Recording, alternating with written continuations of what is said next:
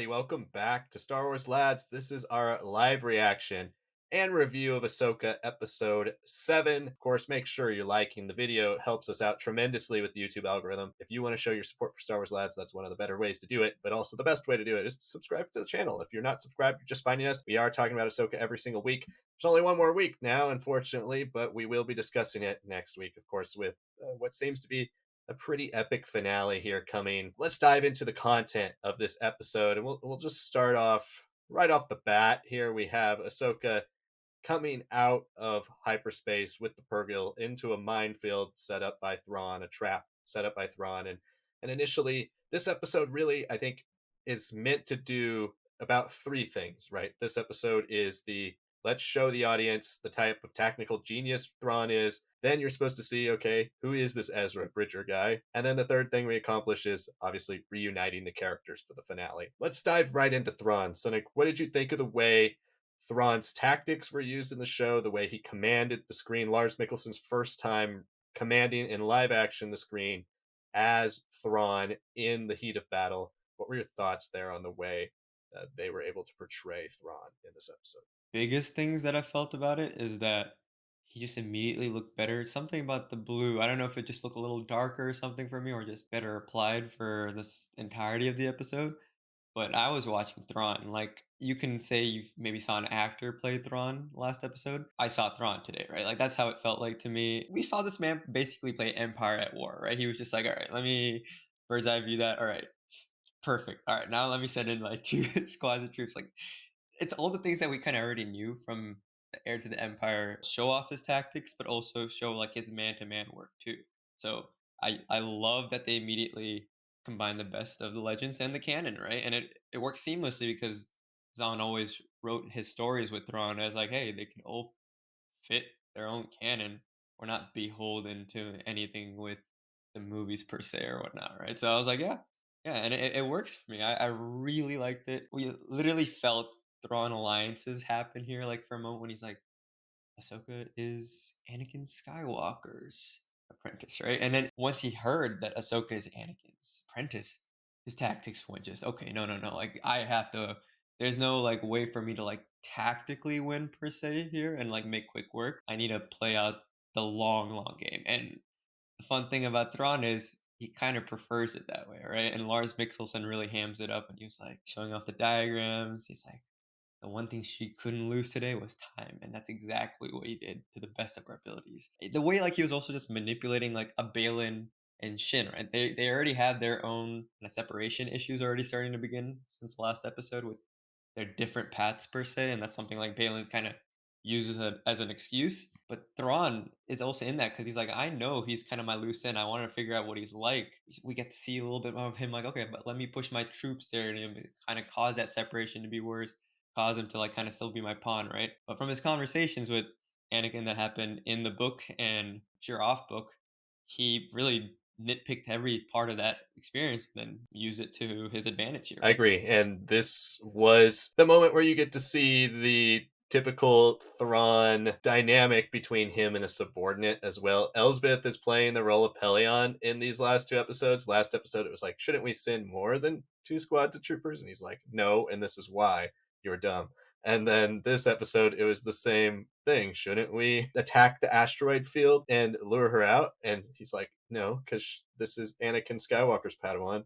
She's dangerous, might do something dumb and kind of risky, and we're going to wait it out and make sure that when she does do something impulsive, we're ready. We're not going to lose people unnecessarily. Thrawn is somebody who, ever since Heir to the Empire, even sees every single type of battle as a victory in some small way. He either gained new information, he forced an enemy to waste time, he forced an enemy out of successfully completing their entire mission. Maybe they only accomplished 25% of their mission. He sees the positives and everything. It's weird to say that he is an optimist, but in a way, he looks at every single battle as a chance for a minor success. There's like 20 different things that he could succeed with, and if he succeeds in 15 of them, he's pretty happy with those results, and he'll get them next time. I think you're going to see Thrawn unleashed in the finale. Here, it was an initial showcase of his abilities, his talent, and his genius, and the way he is much more skilled than just all full batteries, everybody charge, let's go, all TIE fighters, send everybody. That's the normal Imperial you're used to.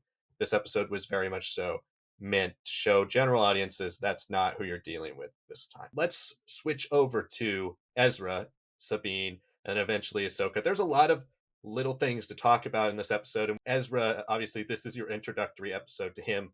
So I think we should talk about that here in the review. Ezra, you get a lot of the conversations, not just exploring his personality a bit more with him and Sabine, but then you do get the pretty cool moment of him being like, I don't need that lightsaber. You've been training with it, right? I haven't used it in 10 years. I don't need that. And you get a pretty awesome fight sequence. In general, this episode had a lot of great fight sequences for a setup episode. I thought it was a little short, could have used a bit more padding, a little bit more tension and lead up to maybe the next episode, a little tease here, because at the end it just kind of ends with you unification of these characters. But seeing Ezra in action, seeing Iman Esfani completely, he takes up the role in every single way, the jokes, the quips, everything. What were your thoughts on the way Ezra now was more fully characterized in this show in episode 7? I think what I've done more since like episode 3 onwards with watching Ahsoka is kind of like looking at the real people behind the characters. Like they are inhabiting a role that was done through voice acting, right? Like the animation maybe had an influence based on who was obviously the voice actor, like a Freddie Prinze Jr. You kind of want to make Kanan look like Freddie Prinze Jr., right? But the incredible thing about this man is that he took not just the voice, but he took the personality. He was like just calling out everything about Sabine this episode, which I love because she is the one who would tell exactly how she got to him. There are still things that they definitely need to work on together. We got a lot of development there, at least the first steps. We need to see him be Ezra. And Ezra, I think we forget, was just such a like physical kid. Like he would be scrappy about it. If he could hit his lightsaber in one way, but he'll also punch you, kick you, use a blaster, run into you. He'll do everything. And he had that physicality without ever feeling like brutish. He still felt very agile. When they said there was like very like wushu inspired like fighting, I was like, okay, it's gonna make sense for the guy without the lightsaber. But I thought they could have used a little bit more. I felt like it's a little reserved, honestly. I thought they would have him like he's done things where he's like picked up people, flung them out. Like he does crazy things to amplify his body. Here it was just more of like punch block, like push away, right? Or kick away. I think they were great fits just because of who they were, and it's really showing. Like they take into these roles so well. I love what he's hinting at already, just from how he reacts, how he's like treating people and all this, right? There is more to him. He still hasn't like uncovered like the Ezra persona that they know.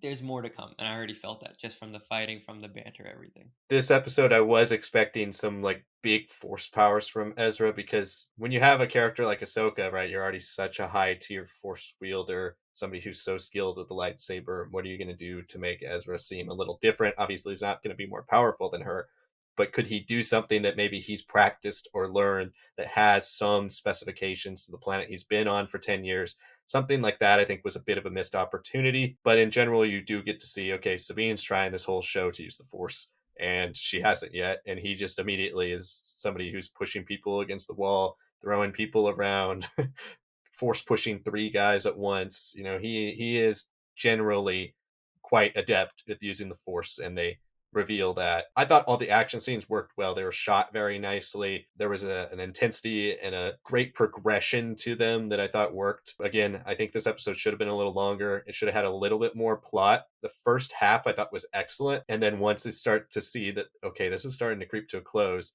I thought it was a bit of a missed opportunity to not go back to Thrawn, or at least have some more conversation between Ezra, Sabine, and Ahsoka about what's the plan, where are we going, how are we going to stop Thrawn, how we can stop Baylan, what are the plots going on here. But in general, Ezra's portrayal, like, once again, was spot on. So that's going to wrap up our live stream tonight for Ahsoka episode 7. Thank you all so much for watching. If you haven't checked out our Patreon or YouTube membership programs, we do have some really awesome tiers. Make sure you check those out and see if there is a tier that is right for you. We greatly appreciate all of your support on this channel. Make sure you come back next week. We will be talking about the finale. Hopefully it's an awesome finale and we can all just talk forever. Stay tuned for our official episode 8 predictions up on the channel on Friday. Make sure you come back if you're interested in our streams. If you like talking Star Wars with us, we do streams every single Monday for Republic Commando. Thanks so much for watching, everybody. We'll see you all